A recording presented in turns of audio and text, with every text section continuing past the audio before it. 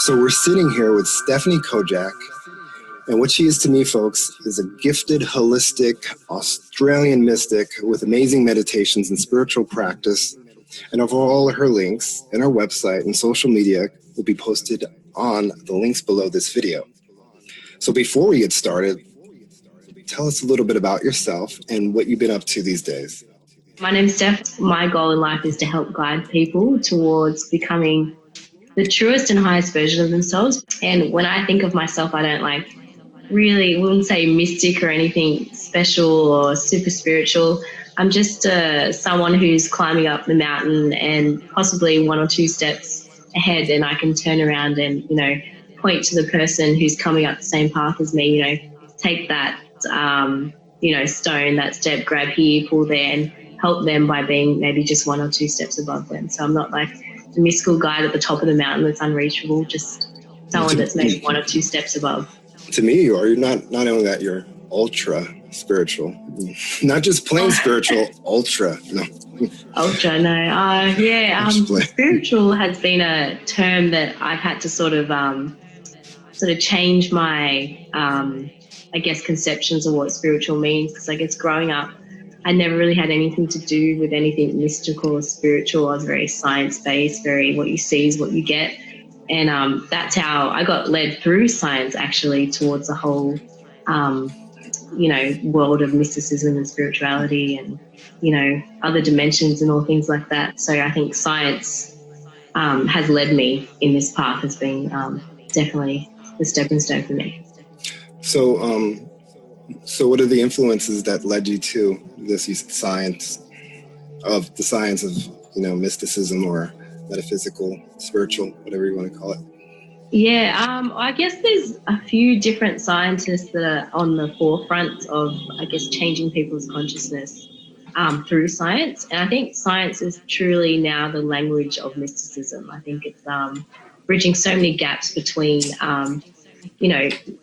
things like prayer and how prayer works and turning it into a technology that's available to all of us. It's not something that's only available to a few people that believe a certain dogma or belief system or anything like that. So there's a few different scientists that I've truly, really looked to, and they're not just scientists. People like David Wilcock, it's been a huge one for me, and how he branches so many different studies and science, like areas like physics and biology and chemistry into like one little neat package. And there's also like Greg Braden. Who else is there?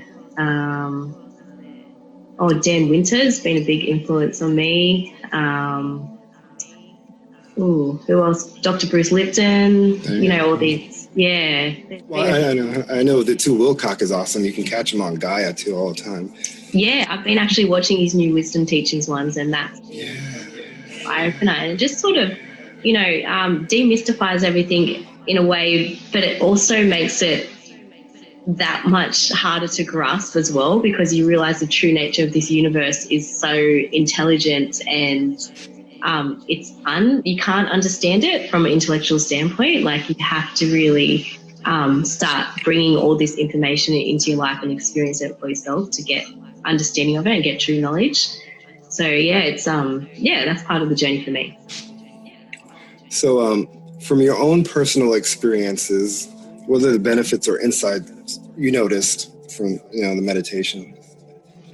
So meditations, the guided meditations for me have been by far one of the most transformational tools in my journey. What I think it does for me is when I first started meditating, I couldn't get past that thought stage of my thoughts taking me on a whole, about I've got this bill to pay, or I've got this to do tomorrow, or like what's happening, did I lock my car? Like, I couldn't get past that at the beginning, because the neural pathways in my brain were so strong that I hadn't built any other pathways to sort of, meditation. So it is sort of rewiring your brain to be able to do that stuff. So I had never been able to do it. I found that guided meditations was a cool stepping stone for me, because it gave me a bit of clarity and where to direct my mind to the words of the person speaking. So that was really like a powerful sort of stepping stone for me in being able to like meditate, and also meditate myself without any one speaking and just sort of being open to what comes through from myself. So yeah, I think the guided meditations, the ones that I do, are just what I do is I try and bring the messages from spirit into physicality through the meditations, and also through the oracle cards that I work with. But meditations has sort of been like the biggest pull for me.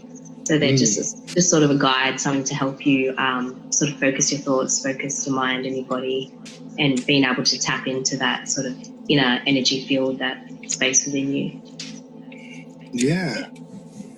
Yeah, I noticed that. That's like when you really start to get results is when your mind becomes quiet and content, and then you start to you get these amazing insights or feelings.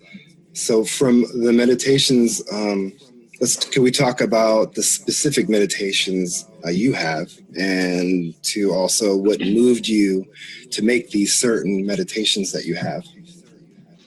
Yeah, I guess I'd always listened to meditations, the guided meditations, but the ones that first started coming through for me were the spirit animal meditations. And to be honest, I don't really know where it came from. It's almost, I remember the first time I made the spirit of the tiger meditation. It was just, I was having like a really hectic day. You know, one of those days where everything sort of just weighed on your shoulders, like you've got so much to do, so much to be, so many things in one day. Like I was just really overwhelmed, and I was like sitting here, and all of a sudden I just saw this giant, like, not really saw, but just saw in my mind's eye this giant like Bengal tiger sprawled across my lounge room. It was so huge. I'm just like, what is that? And it was just sort of like looking at me, and it was so chilled out, like, the nature of the cat, just so like in the present moment, aware, not thinking about what it's going to do later. It's just sitting there chilling out on my lounge room floor. I'm just like, why are you here? And then all of a sudden I just went to my notepad and I started writing down, and it was just channeling this information from the tiger and what it wanted me to know about connecting to your higher self, and connecting to that, still quiet space inside of you. So it just sort of took me on this journey through the jungle.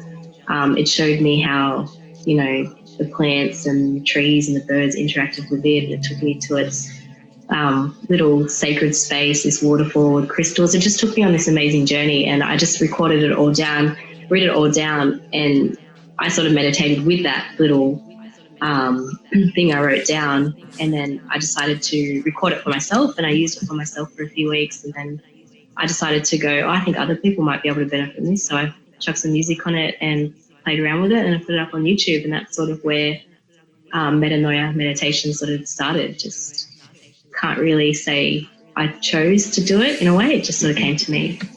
Yeah, a lot of people that I've asked, and and other people too that I haven't asked, always like some of their best meditations, just a thought dropped in, or they say they just channeled it, and then from there they just started to do that like automated writing, where it's like they're just kind of writing it, not really thinking about it, and then they actually read it and go, "Wow, what's that about?" Yeah. It happens in a way that it's also not your words. It's like not your consciousness. It's different from the way you usually speak and talk and think. And you just start writing and start flowing. It's like you go back and read it. It's just like, that's not quite me. Like that is something else.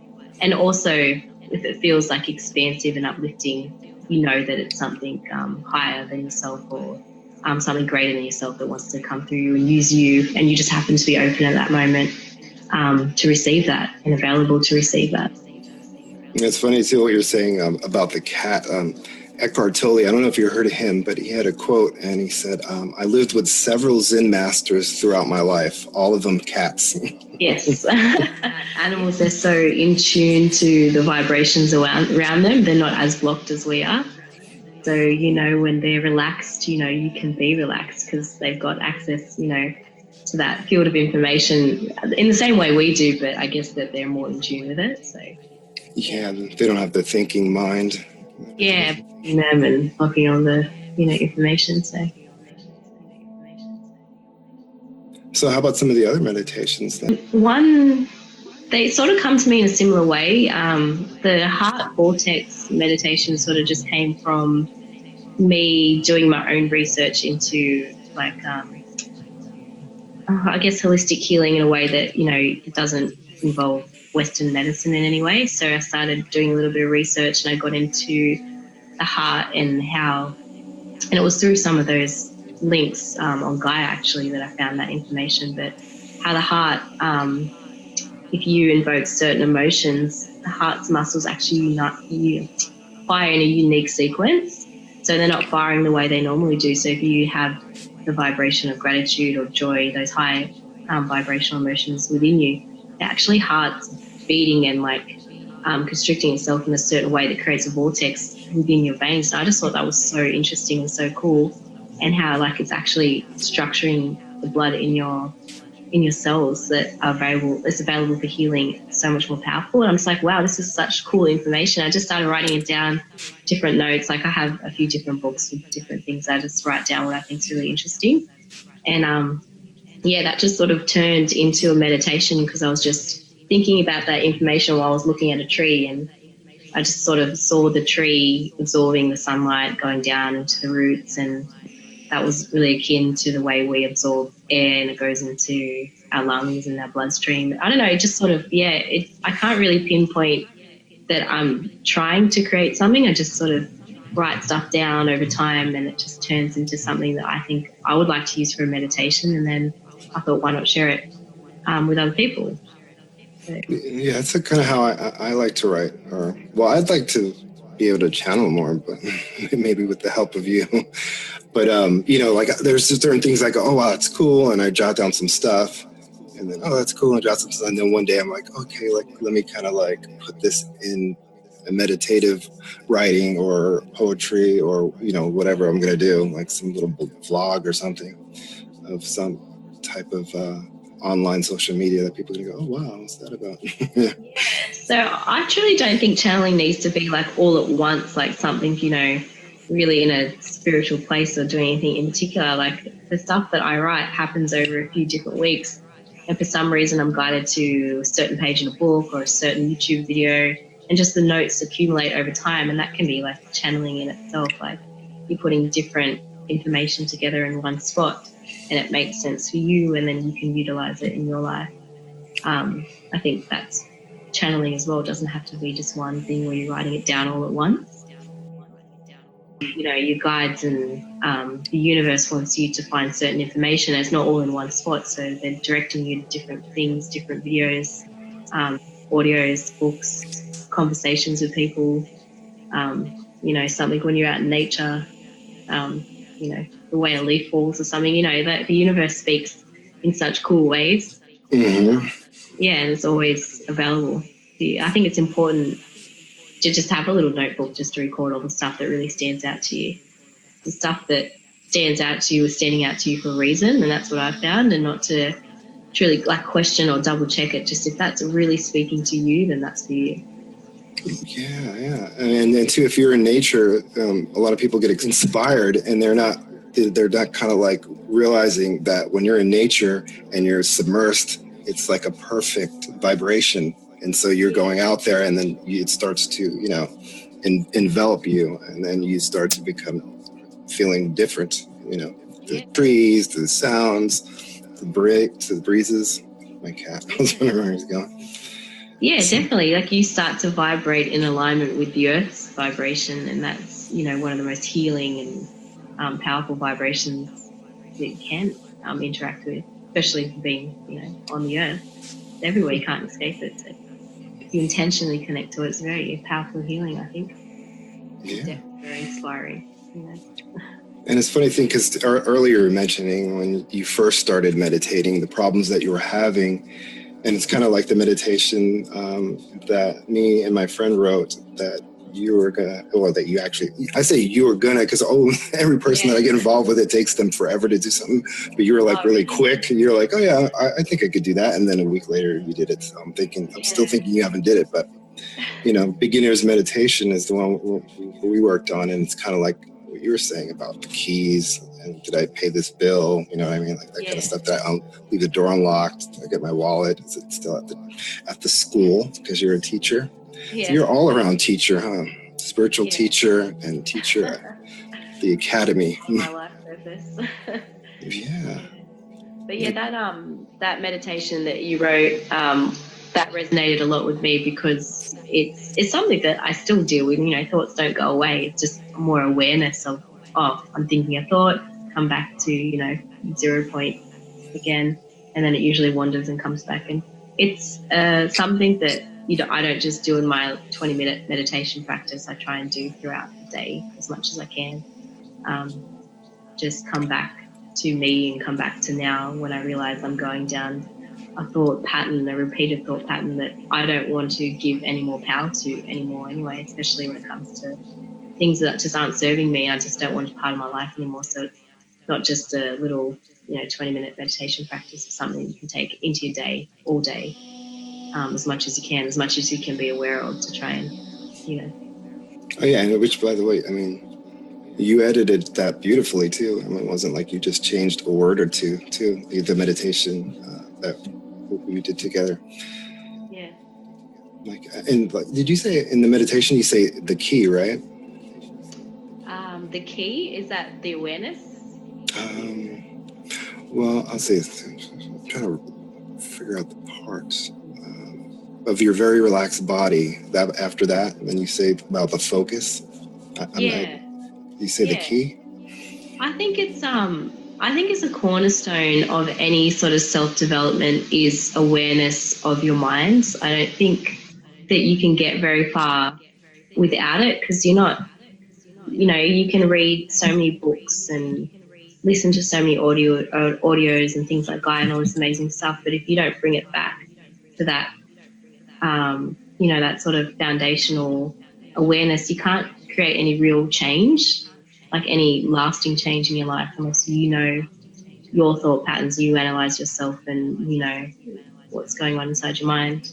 Like it's turning that information or taking that information, putting it into experience and then getting an understanding. Because information isn't understanding, it's just information until you put it into practice and, worked it into your life somehow. That's the only way you can get understanding, and then that leads to actually long-lasting, profound change, quantifiable change in your life. Anyway, my experience, I've never just been able to read something, and as much as I resonate with it and I really like it and want that for my life, unless I've put it into practice, in my day-to-day life, I've never been able to get change from it. Yeah, that's true. I mean, even the interview I did with Don Miguel Ruiz Jr., he talked about that, analytically, he knew the teachings and he could teach them to anyone because he learned them from his grandmother, and his dad was this renowned best-selling author and, he's raised into it, but he pretty much didn't really grasp it spiritually for a while. And that's why, like, he always does this quote, and I think it's in all his books, where his grandmother was his teacher, and she says, Miguel, are you using knowledge or is knowledge using you? And and even when he heard it, he said, I didn't really get what she was saying back then too. But then too, in that translation, there's a lot too you can kind of play with because has a lot of different meanings in different books about it. But the general thing is basically saying, are you using knowledge, or is knowledge using you, in the sense of that you're using knowledge on a certain way that you use it in order to gain success, like instead of your personal freedom, you're using those agreements for your conditions to freedom. Now that's not, and so you don't want to, you want to be more authentic and use these guidelines, but not be like, I should not be judging people because that's one of my agreements. Now you're not being authentic. You just kind of just aim to like, well, some days I might be a little judgmental, but to be authentic is not to get upset with it, and just to try to just, get past it, and become less judgmental in these trying times or whatever. But the other question too, was what led you to explore and connect to this more spiritual, spirit-guided world? I think that, it's such a big question and it's something that it just happened so gradually in my life. It's almost like I couldn't pinpoint a time or place or reason for it. It sort of just infiltrated itself into my life. When I started sort of studying different sciences, not at university or anything, just in my own time, my own self-study, especially physics. And I fell into a little bit of quantum physics. And there's one quote that really resonated with me. I think it was by Niels Bohr.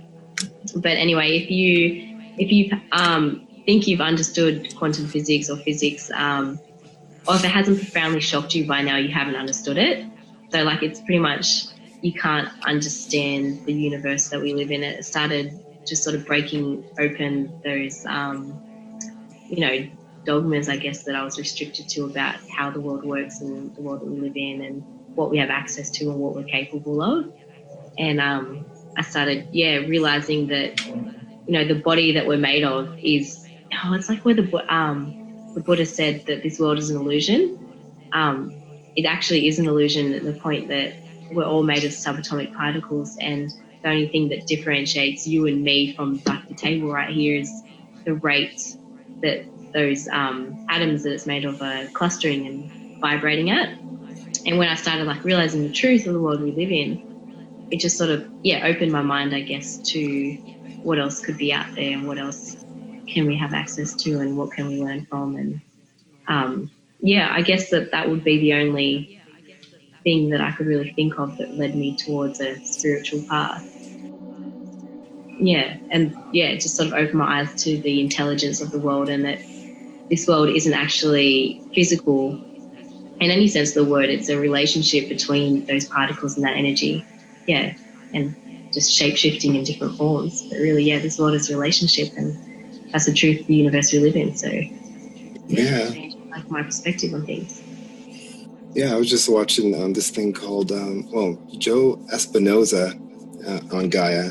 He's not on Gaia, but he was on Gaia being interviewed. He has like a lot of different books out, and the book was called You're the Placebo. And what he was telling Lisa Gar was too, that you realize that, we're basically just an energy, and that we're using this body as a puppet. So, but sometimes we become concerned and thinking that we are the body, but really it's just this energy outward that's controlling this as a tool. I know he worded it a lot better because he's Joe Espinoza, but I want to check him out too. I always admire the way that they can word things. Like, I can, I guess, do it in my meditations because I've had time to like think through and write it down. I guess I express myself more when I write stuff than orally. I'm not one of those people that could do YouTube videos like speaking, because I feel like my thoughts get a little bit all over the place. But when I'm writing, they seem to, be a little bit more succinct and put together.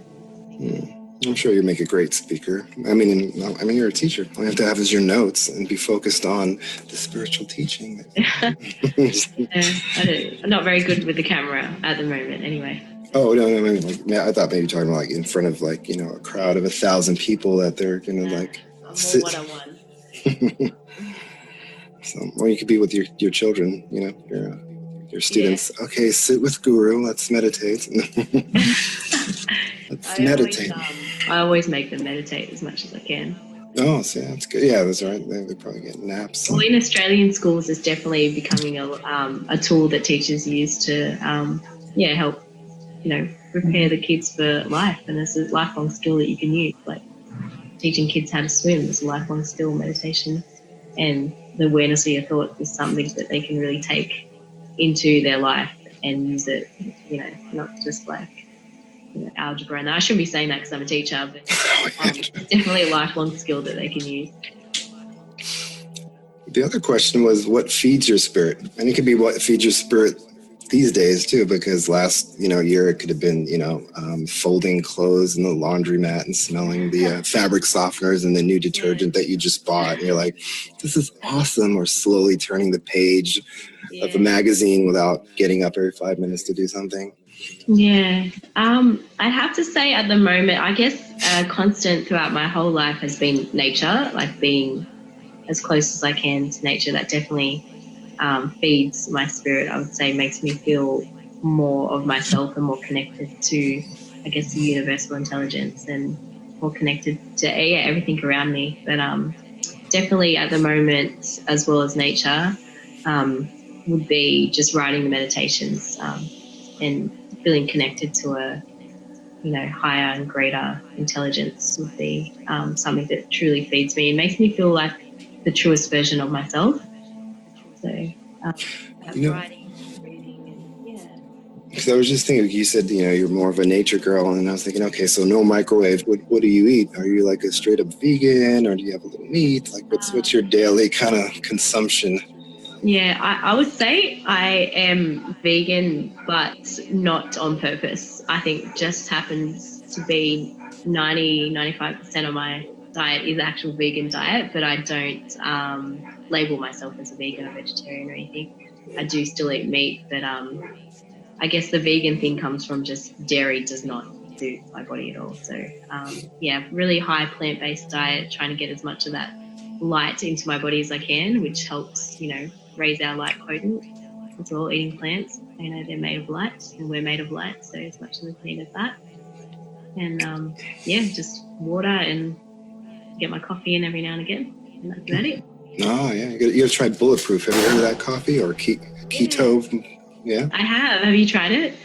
Oh, yeah. I ordered some and it's awesome. But also you can, if you don't order it, or, you kind of like, you hear about it and you want to order all the products and wait, you could do a similar one where you just use like organic coffee. Yes. And kind of the way he does it. And then too, actually, this other one that was talking about Bulletproof, but they do a keto coffee, which is basically the same thing, but they use just a good quality cup coffee, but also they throw in a tablespoon of cacao. So that's like an extra thing. So you got your cacao, your butter, which if butter doesn't agree with you, you can get like cacao butter. So. Okay. Yeah. Sounds nice, actually. I do a little bit of coconut oil as a bit of a flavor / I think it's a good for you. I think it has the same concept as Bulletproof. Putting the butter in, putting a fat into your coffee makes it more available. I don't know, less acidic maybe. I'm not quite sure. Don't quote me on anything. I don't know. Oh, so you're doing the coconut octane or? Oh, just a extra virgin coconut oil. Oh, okay. Cold pressed. Yeah. Oh yeah, you're with Gaia. Just check out David Asprey, and it's called it's over with and what's her name interviews him, Regina Meredith, and it's called like the hidden secret of coffee. Oh, Gaia has so much cool stuff on it, don't they? Mm-hmm. Yeah, I need to watch it a little bit more. I haven't done too much TV lately. It's been not something I do too much of, but when I put it on, it's usually Gaia. Yeah, that's the deal. Yes, I watch. Yeah, that's what I do. It's like a bookmark it. I'm like, oh yeah, that one thing, and then it's like, it takes me a while, but I get through all of them. But I'll have like 5 things, and then at the end of the night, if I got 20 minutes, I'll be like, let me get, and I'll look through, like, let me finish this one. Don't randomly have all these things I didn't finish. So like at the end of, I don't know, a month, like, okay, at least I did 3 of those shows incomplete. It wasn't just 20 minutes of this and never watched it again, unless it was horribly boring. But and then the other thing was, so we'll feed your spirit. And then, I don't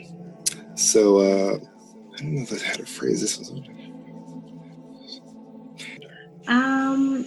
I guess this year, I mean, I'm always still just working on myself, like as much as I want to try and expand the meditations and connect with as many people as I can on that level.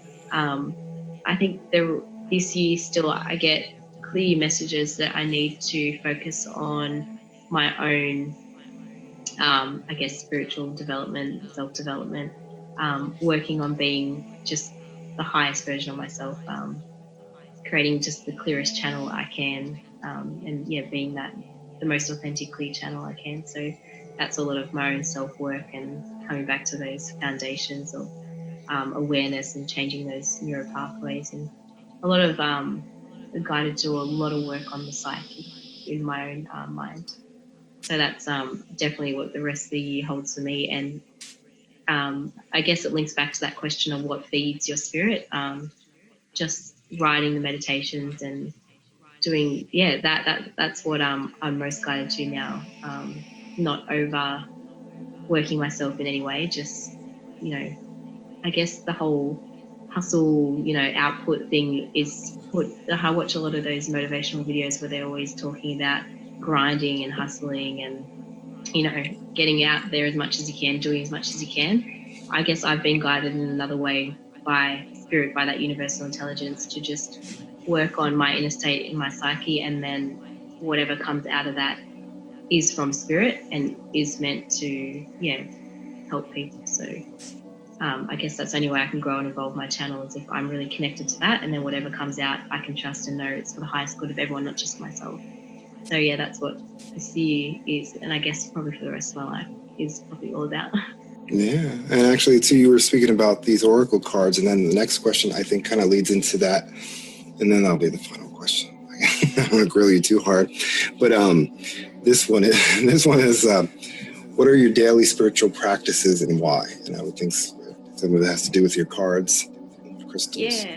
I won't say that I will pull a card every single day, but definitely more so the last 6 months I've been pulling cards a lot more regularly, almost every day. But what my spiritual practice obviously includes a bit of meditation, but I try and do as much of it as much as I can, like all day, like I was talking about before, bringing that awareness and those teachings into day-to-day life. So I guess my spiritual practice and my playground is life itself, mundane moments, driving the car, cooking dinner, doing stuff like that, trying to bring those practices and those ideologies and all that into moment-to-moment practice.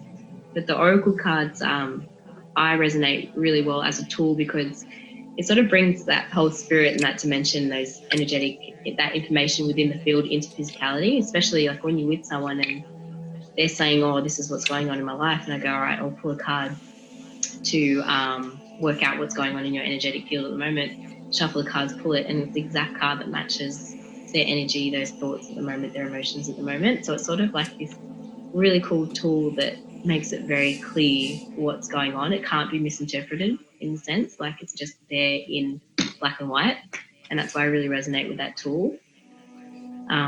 It just brings those messages into a really clear format for me to interpret for myself, and then I guess I know what to work on, or I know what's causing certain things in my life, and what I can do to steer it back in the direction that I want to be going in. Let's pull out some cards and see if they resonate with what I got going on. You need a card reading? Yeah, if you want to. Anyway, you can show us some of the cards you got. Well, how many decks do you got? I try and keep it really limited. I've got quite a few decks, but the two that I work with the most are the Kuan Yin Oracle. So she's, I don't know if you know about Kuan Yin. She's I guess in the Eastern cultures, she lived on Earth, but she's an ascended master. She works within that realm, and she's just the most compassionate, loving, mothery energy. So I work with her, and then also the Liquid Crystal Oracle deck. So that that's a really big deck, and I try and just stay between those two decks because there's so much information in them, and I try and master those decks before I move on to anything else. And I've been working with the Kuan Yin deck for such a long time, and there's always so much still to learn about each card. So I think that I'm still going to be working with that deck for a while, because there's just so much to learn and master in one deck. All right, yeah, there we go. Let's pull out whatever card or whatever deck you feel inspired. Yeah, I won't ask any questions. You could just say, hey, this is. Do that. And that's usually how I like a reading anyway. I never usually ask for some specific thing. I just ask them to read it out, and then I go, oh wow, because I'm open to. I'm not like, this is what I want targeted, unless I'm like, I want to know about my romance. That's about the only thing I'll ask if I'm at a reading where I'm specifically want to ask a question. Yeah. I'll be my romance angels. Sorry, I'm babbling on. I'll have to grab the deck. Do you mind if I just go grab No, just take your time. You can go to the bathroom, whatever. I'm here. I got all day. No. Okay.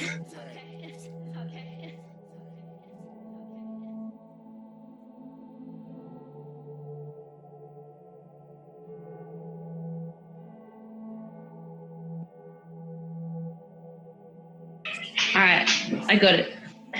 All right. Quick little question. Oh, me? Deck and yeah, I mean, we could just do your energy reading at the moment if that's something you'd be interested in. Okay.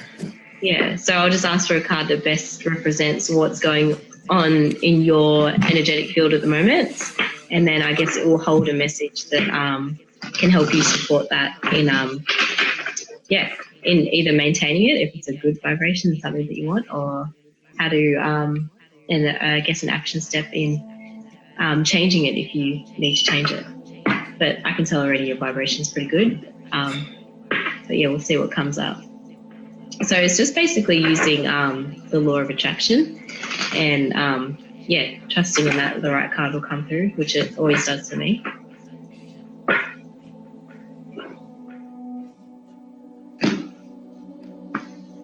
Okay, you've got the 10 Sisters of the Light.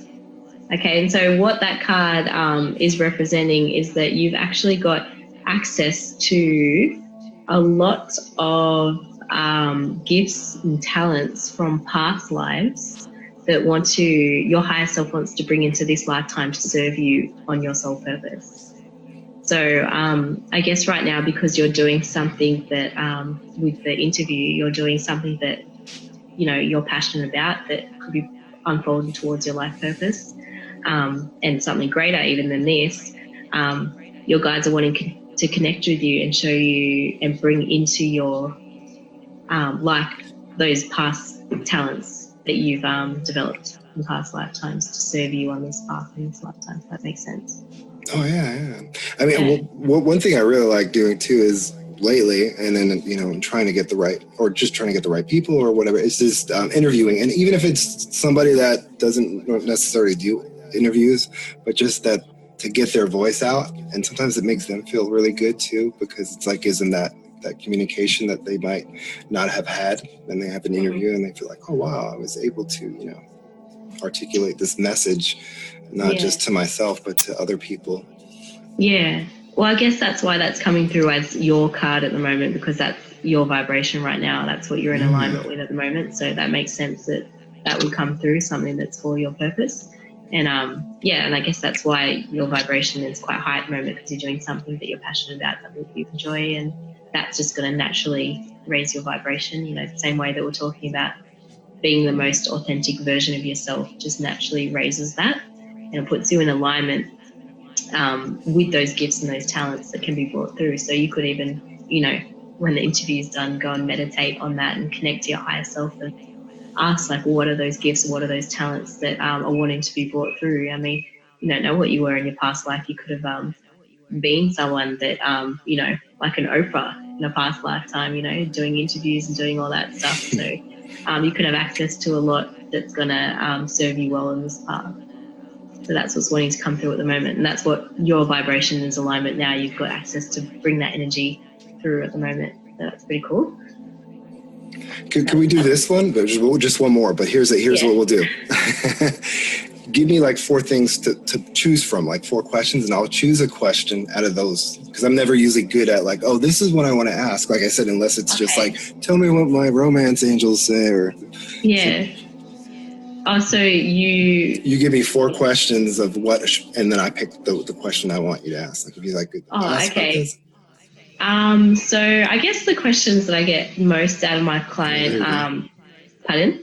Oh, yeah, so that's a good one. Yeah. Give me those questions that most people ask. So people ask, like, my readings are really action based. So when people come to me, they're wanting help with either like an aspect of their business, where to put their finances, maybe any self work that they need to do to become better at being like a speaker or something like that, better connecting with their clients. Where to expand their business, things like that. And then people come and ask, things directly related to their health. People ask about their relationships. I mean, it's a lot of areas of life people ask about. So I guess if there's anything you want, and I guess that card that came through is about like your soul purpose. So we could get a card in relation to that if you want. Okay, soul purpose. There you go. Yeah. So it could be in relationship to what you're doing at the moment, or if there's something that you want to know that you don't know about at the moment as well. Like if there's anything that's coming through that you don't know, I guess that's up to you. Or if you want it directly about YouTube and yeah, I guess anything I don't know about, that's fine. Get a heads up, huh? Okay, we'll do that one. I like keeping it pretty open because you never know what those higher dimensional energies actually want to tell you. You know, we do it from a lower perspective. They've got a objective sort of perspective. We've got a very subjective one. So they've always got access to information that we actually need, even though we don't even know we need it at the moment. Okay, so you've got reveal the Peacock Beauty, which is a really, really exciting card, actually. This card is all about how,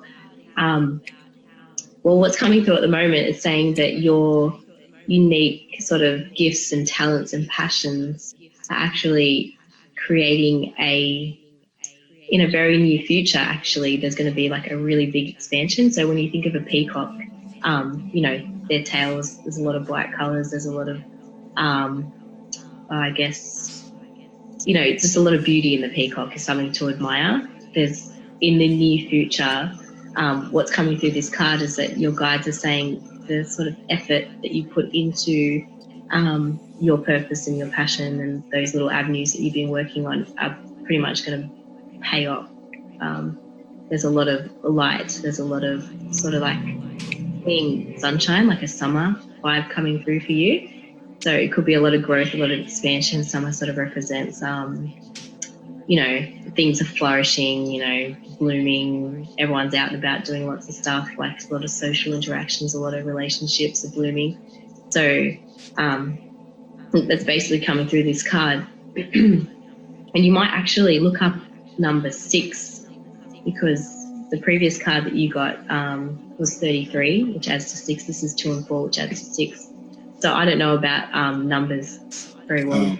Probably look up the number 6 and what that vibration means, because that I don't usually look at the card numbers, but I did in both cases with both your cards, and number 6 is coming up, so you should look at that. Here, hold on. Basically, No, keep going. I don't want to interrupt you. Sorry. Yeah, there's a lot of positivity coming through, and basically what they want you to know is that you are on the right path, and that if you keep going and you keep working and putting in the effort and also that foundational work, there's going to be a lot of payoff. They're showing you like a summer's coming, lots of flowers, lots of, you know, everyone's out and about doing things in summer. It's just a time of celebration. So it's very positive. Oh yeah, I mean, it resonates because there's a lot of little different things that I've been propositioned to do, and then I'm starting, like, at first I get a little bit of a resistance because it's the unknown, but then little by little I start to like get into my own energy of how I should go about it. Like, you know, like if somebody's telling me about something, they keep telling me about it, then I got to kind of start to resist, and then I just like, yeah, you know, I don't know about this. And then little by little, I get to see in my own way of how it might apply. And then I started to do my own steps. And that's kind of what's happening. There's a couple of different things that came up that, like, a few people, they just had way too much information and like kind of, you know, tell me about it. And kind of was just like, all right, like, just shut off about this. Like, let me look into it my own way. But then started getting excited about the things about, as I started to learn it at my own pace, of these kind of futuristic kind of adventures or little adventures. Yeah. So yeah, they're saying it's very safe for you to get excited because that's a very positive card. It's probably one of the, you know, most positive cards in the deck in that sense about what's to come based on what you've been doing. So. Yeah, and I mean, you look at it. You're the first sign, right? We talk, and within a week, you put together this amazing narrative, and we're gonna have Fiona put the music, and then get a visual for it. You remind me of an Australian version of a young, maybe Kelly Howell, but her voice is a little kind of raspy. Yours is not raspy; it's very clear. So Yeah, that's the microphone. So. I think what it is the experience was so powerful to me. It kind of felt like the first time I don't know if you've listened to Kelly Howell, but the first time I listened to her, how I was just kind of like, I got these crazy visions and results really quick because I never experienced binaural beats and all these crazy sounds that were put into it. And her, I don't know if she wrote the narratives, but her narratives are pretty out there. Yeah. Have you heard of her? No, I haven't. I have to look her up. Well, this is the one to get, universal mind meditation. And then if you're blown away with that one, then she has the universal mind meditation too. And here's the thing, you've been into The Secret, like, oh yeah, that's right. That lady's from Australia, Rose Bryant. So what happens is it's from The Secret. Basically, after The Secret was made, she contacted, I don't know the logistics, but basically The Secret universal mind meditation that Kelly Howell does is, in correlation to the Secret. Okay. So basically, Rose Bryant and Kelly Howell got together or whatever, and these two are basically, if you're into The Secret, this is the meditation that Kelly Howell chose for somebody to do for her. Oh, okay. Yeah, no, I'll have to check it out. I haven't come across it. Yeah, I'm aware of The Secret and I've heard of Kelly Howell, but I'll have to check that one out. Yeah, and maybe the writing that she's actually narrating might even just be from Rose Bryant. What's her name? Rose Bryant? Oh no, Rhonda Bryant. It's Rose. I'm thinking about that actress. But yeah, basically it might just be the author that wrote The Secret and did the documentary, actually wrote the narratives, and then proposition Kelly Howell, and that's how it happened. Yeah. And the other thing, I was going to step away. I was just going to see if Google works. I have this one, and I'm going to ask it about if it knows the numerology. Hey Google, what's the numerology meaning of 6? On the website buildingbeautifuls.com, they say, she, in all her many splendors, is the foundation for the numerology meanings of number 6. As the 6th of all numbers, 6's symbolism is that of home and heart, loving relationships of every kind and deep compassion bordering on empathy.